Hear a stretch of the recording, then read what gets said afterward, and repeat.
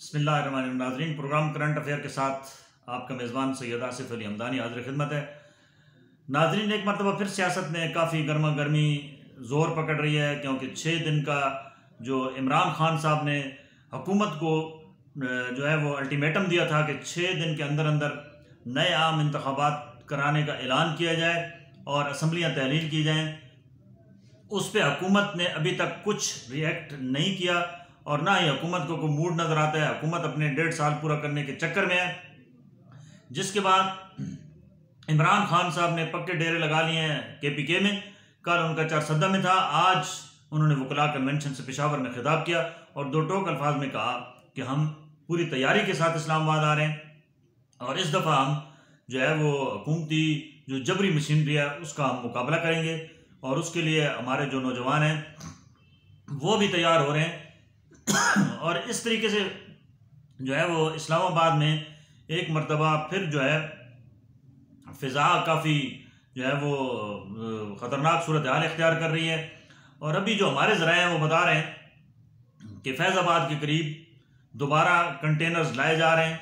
इस्लामाबाद के जो मेन रास्ते हैं उन पर भी कंटेनर आहिस्ता आहिस्ता लाए जा रहे हैं और शायद कल रात तक जो है वो कंटेनर जो है वो लग जाएं और परसों, क्योंकि अल्टीमेटम का टाइम ख़त्म हो रहा है, तो हुकूमत सख्त रिएक्शन के तौर पे जो है वो सामने आना चाह रही है और कुचलना चाह रही है इमरान खान साहब की आज़ादी मार्च को। इमरान खान साहब के वकला ने भी रजू कर रखा है सुप्रीम कोर्ट से और वो बाकायदा तौर पे इजाज़तनामा ले रहे हैं सुप्रीम कोर्ट से कि हमें जो है वो हमारा जमहूरी हक है एहतजाज और हमें उसके लिए इजाज़त दी जाए इस्लामाबाद जलसे के लिए, और हुकूमत को पाबंद किया जाए कि वो कहीं पे भी रुकावटें ना खड़ी करे। तमाम शहरों से हमारे जो है कारकुनान को आने की इजाज़त दी जाए। लेकिन सुप्रीम कोर्ट क्या फ़ैसला करती है, क्योंकि जो 25 मई को इमरान खान साहब जब इस्लामाबाद आए, सुप्रीम कोर्ट के वाज़ेह आर्डर होने के बावजूद अंधाधुंध शेलिंग की गई, शहरों के अंदर जो है वो मुख्तलिफ जगहों पे रुकावटें खड़ी की गई, कारकुनों को लहू-लुहान किया गया और किसी ने कोई बात नहीं सुनी। जो सुप्रीम कोर्ट के आर्डर थे वो कोई बंदा टस से मस नहीं हुआ और रेड जोन में भी लोग घुस गए और लोगों ने वहाँ पे भी लोगों पे शेलिंग हुई और लोग ज़ख्मी हुए। तो नाज़रीन, एक हमारा ये बहुत बड़ा अलमिया है कि पाकिस्तान के अंदर अभी तक कोई सिस्टम जो है वो डेवलप नहीं हो रहा है और जमहूरियत का जो हमारे जमहूरी चैम्पियन है उनको कोई बात समझ नहीं आ रही है कि इस वक्त अवाम किन परेशानियों से दुचार हैं। अवाम को खाने पीने की अशिया खुर्दनोश के लाले पड़े हुए हैं। दूसरी जानिब अवाम के ऊपर जो पेट्रोल बम गिराया गया है उसके असरात अभी तक बड़े गहरे हैं और फिर ये अभी है कि जी अगले चंद दिनों में फिर पेट्रोल की कीमत शायद कल या परसों बढ़ा दी जाए। तो नाज़रीन, एक बड़ी हिजानी कैफियत है और अवाम बड़े बेहाल हैं, क्योंकि वो जब सुबह बाज़ार जाते हैं तो जो चीज़ उनको आज 100 रुपये की मिल रही है वो जब बाज़ार पहुँचते हैं तो वो पेट्रोल 30 रुपये बढ़ा है, तो यहाँ वो कीमत डबल हो चुकी है। लोगों से 200 रुपये से ऊपर वसूल किया जा रहा है। इसी तरीके से जो किराए हैं वो भी लोगों के जो लोग सफ़र करते हैं, ट्रैवल करते हैं लोकल गाड़ियों पे, रिक्शा पे, टैक्सीज़ पे या लॉन्ग रूट पे, बसेस पे, उनके किराए भी वो जो है वो उनमें समझ लो कि बहुत ज़्यादा इजाफा हो गया है और वो एक आम बंदे कॉमन मैन के लिए सफ़र करना भी महाल हो गया। नाज़रीन, अगर ये दोबारा आज़ादी मार्च का जो है वो खान साहब आते हैं तो इस क्या असरात होंगे, यहाँ पे किस तरीके से फिर हालात ख़राब होंगे। और जुड़वां शहरों का पहले कारोबार तबाह है। पिछले महीने में भी ये धरने की वजह से पूरा महीना लोग सफ़र करते रहे।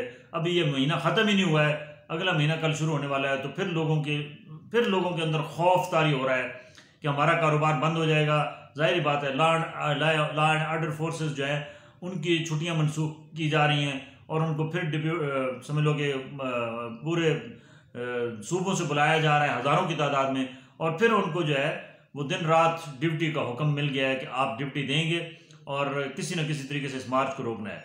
नाज़रीन, ये कब तक ये खेल जारी रहेगा, ये हमें तमाम पॉलिटिकल पार्टीज़ को और जो मुक़्तदिर हल्के हैं जो इस किस्म का खेल का हिस्सा हैं उनको सोचना होगा कि ये कब तक ये मामला चलता रहेगा, क्योंकि ये मखलूक खुदा पहले ही पिस चुकी है, महंगाई के हाथों ये लुट चुकी है और इस कौम के अंदर अब मज़ीद कितनी बर्दाश्त है कि ये बर्दाश्त करेंगे इस किस्म के जो है वो इंतशार, इस किस्म के जो खलफशार है। अगर गवर्नमेंट से भी कोई डिलीवर नहीं हो पा रहा है तो कुव्वतों को चाहिए कि वो मिल बैठ के कोई नया इलेक्शन ही करा दें, ताकि लोगों के अंदर जो है वो इज़्तिराबी कैफियत या आए रोज़ रोड ब्लॉक होना, या आए रोज़ लोगों को तकालीफ का सामना करना पड़ना, या आए रोज़ शेलिंग, आए रोज़ समझ लो कि बाजार बंद होना, मार्केटें बंद होना, चौराहे बंद होना, ये कब तक खेल जारी रहेगा? इसका आखिर अंजाम, इसकी इख्तिताम कब होगा? ये एक बहुत बड़ा सवालिया निशान है। और अवाम को भी चाहिए कि अब वो हुक्मरान हों या पॉलिटिकल पार्टीज़ हों, उनसे भी बातचीत करें, उनके वर्कर्स, कि ये हमें कब तक आप इस्तेमाल करेंगे इस तरीके से, कब तक सड़कों पे ये एहतजाज और रहेगा, क्योंकि ये मुल्क इस सूरत हाल में कभी भी तरक्की नहीं कर सकता। न इसकी मैशत बेहतर हो सकती है, न इसके समाजी मामलात बेहतर हो सकते हैं, न मुआशरती मसाइल हल हो सकते हैं, बल्कि उनमें दिन ब दिन इजाफा हो रहा है। और हमारी जो ये कैफियत है, अगर यही रही तो अल्लाह ना करे, अल्लाह ना करे, यहाँ हमें तो समझ लो कि कैद साली का भी सामना करना पड़ सकता है, हमें तो ग़िज़ाई किल्लत का भी सामना करना पड़ सकता है, क्योंकि अभी तक जो है आफ्टर शॉक्स आ रहे हैं। जो 26 मई को जो धरने के दौरान जो है वो कंटेनर पकड़े गए थे और अशिया खुर्दनोश जो है वो मुख्तलिफ पोर्ट्स पे पड़ी रही, सड़कों पे पड़ी रही, वो अंदर गल सड़ गई, ख़राब हो गई। तो इस सिलसिले में कुछ गवर्नमेंट को भी चाहिए कि वो होश के नाखन ले। एहतजाज अगर पुरअमन है तो उसको करने की इजाज़त दे दें, क्योंकि ये पब्लिक इसमें सफ़र करती है, किसी पॉलिटिकल लीडर के ऊपर कोई असर नहीं पड़ता, क्योंकि उसके पास इतने वसाइल हैं कि वो अरबों करोड़ों रुपए लगा कर वो सड़कों पे भी आ जाते हैं, जलसे भी कर लेते हैं, मुल्क भर के अंदर जलसों का लामुतनाही सिलसिला भी जारी कर सकते हैं, कारकुनों को भी इकट्ठा कर सकते हैं, कुर्सियाँ भी लगा सकते हैं, उनके पास वसाइल हैं। एक एक जलसे पे 30-30, 40-40 करोड़ रुपए खर्च आ रहा है, या आखिर पैसा कहाँ से आ रहा है? ये पब्लिक पे अगर लगाया जाए तो मेरे ख्याल में पब्लिक की हालत बदल सकती है। ये पब्लिक के साथ अगर भला किया जाए, अगर अपने वोटर सपोर्टरान के घरों में पॉलिटिकल पार्टीज़ जो हैं वो अशिया खुर्दनोश जो गरीब है उनकी लिस्टें बना के पहुँचाना शुरू कर दे, तो मेरे ख्याल में ये सबसे बड़ा सदका जारी है। यही जमहूरियत है कि रियासत के अंदर कोई बंदा भूखा ना सोए।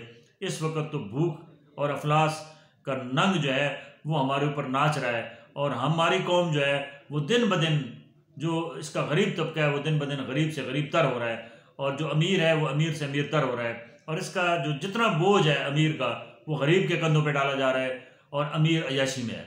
अमीर को कोई सरोकार नहीं है कि पेट्रोल की कीमत क्या बढ़ गई है, अमीर को कोई सरोकार नहीं है कि आटा, घी, चीनी, दालों की कीमतें कहाँ पहुँच गई हैं। अमीर का तो वो सुबह उठता है तो उसके अकाउंट के अंदर पैसे डबल हो चुके होते हैं। नाजरीन, ये सोचने की बात तो हमारे वर्कर्स को है, जो पॉलिटिकल वर्कर्स हैं, जो आम कॉमन मैन है, उसको सोचने की ज़रूरत है कि आखिर हम इस खेल का कब तक हिस्सा रहेंगे और ये खेल कब ख़त्म होगा। आखिर इसका कोई एंड भी तो होना है ना। इनसे पूछें कि ये एंड कब होना है। बहुत शुक्रिया। अपने गिरद नवाह के लोगों का ख्याल रखिए। बहुत शुक्रिया। अल्लाह पाक आपका हामी और नासिर हो।